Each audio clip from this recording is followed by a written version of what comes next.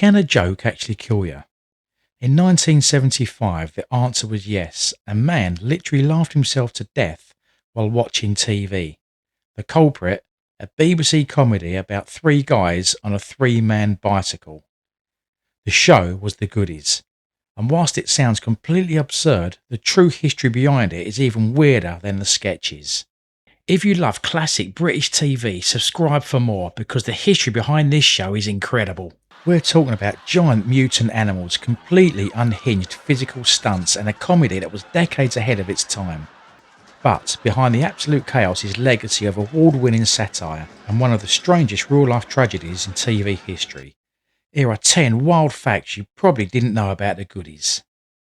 Tim Brooke-Taylor, Graeme and Bill Oddie didn't just stumble into a studio. They met at the legendary Cambridge University Footlights.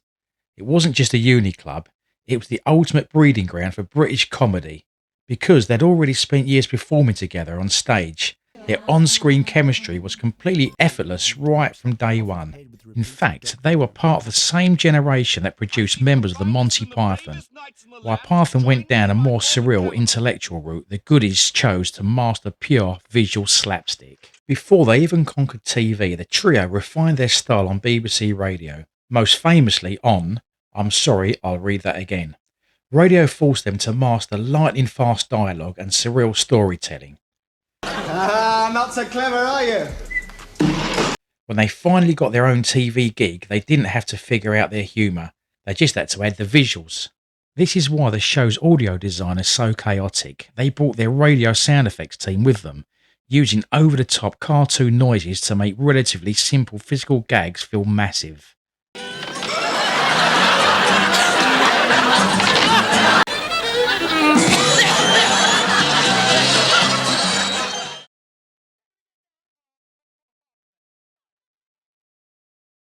Most 1970s sitcoms were just people talking in a living room.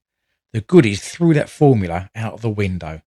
They packed their episodes with silent movie-style slapstick, complex practical effects, and early green screen tech.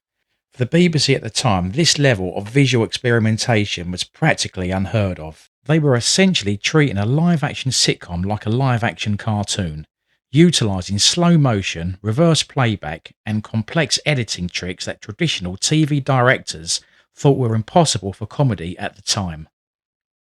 In 1971 they aired Kitten Kong. The plot, a giant fluffy kitten named Twinkle grows to the size of a skyscraper and terrorises London. It became their signature episode. They even made a special version for the Montreal TV Festival, which won the prestigious Silver Rose Award and turned them into international stars. The Montreal version is also important because it survives intact in archives.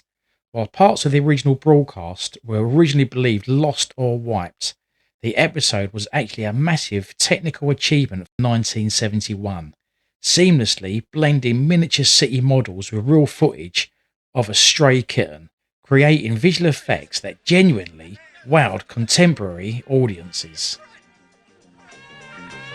Take us up! Take us up! Take us down! Take us down! Take us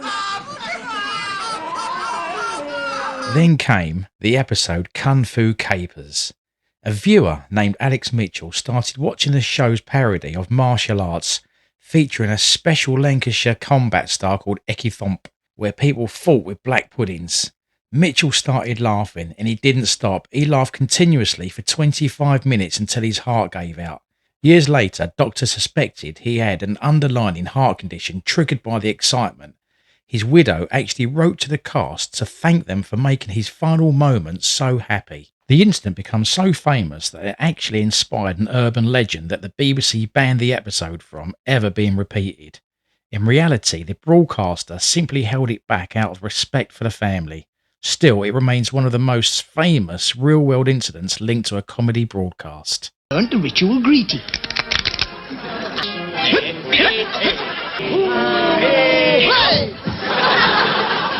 And say I learned new skills.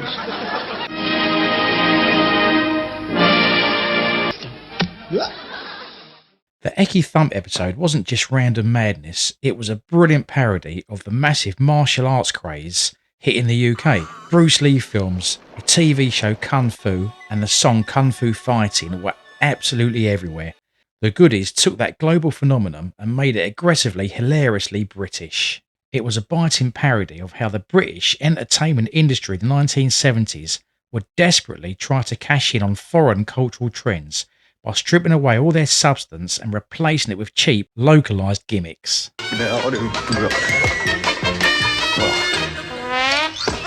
You might assume the heavy physical comedy used stunt doubles, but the trio did almost all of it themselves. The high-speed chaos, the brutal falls, the outdoor chaos, that was all them. That genuine physical commitment is exactly why the slapstick still holds up today. This lack of safety nets came at a real cost. The trio frequently suffered real injuries on set, including cracked ribs and concussions, meaning the pain you see on screen was often completely genuine. Their iconic three-man bicycle, the Trandom, wasn't just a prop, it was a rolling death trap. Trying to coordinate three grown men pedalling at the same time was incredibly difficult. It wobbled, it lost control, and it crashed constantly. Half the time they looked terrified on it. It's because they actually were. Because the bike was custom built and lacked proper modern suspension or weight distribution, turning a corner at speed required absolute precision. One wrong move from the front rider meant all three went down hard. This is the bit most people forget. The Goodies were legitimate chart-popping pop stars. Bill Oddie wrote the music and they scored massive UK hits in the mid-1970s. Tracks like The In-Betweeners and The Funky Gibbon were so huge they even performed live on Top of the Pops. They ended up competing for chart positions against serious rock and pop legends of the era.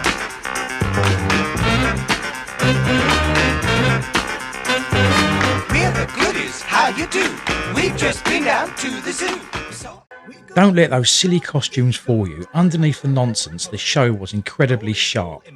They were constantly satirising British politics, dodgy advertising, and the 1970s social anxieties. Just like you. Swanee, how I love you, my dear old Swanee. The absurdity wasn't just for cheap laughs, it was a clever way to sneak sharp social commentary past the BBC censors. They tackled incredibly heavy topics like South African apartheid, systemic racism and corporate greed by masking these dark political themes behind giant puppets and silly costumes. So yeah, on the surface the Goodies looks like a pure, unadulterated 1970s chaos. But look closer and you'll find a technically ambitious, rule-breaking masterpiece that accidentally created one of the most bizarre urban legends in television history. Subscribe for more weekly trips down British TV memory lane.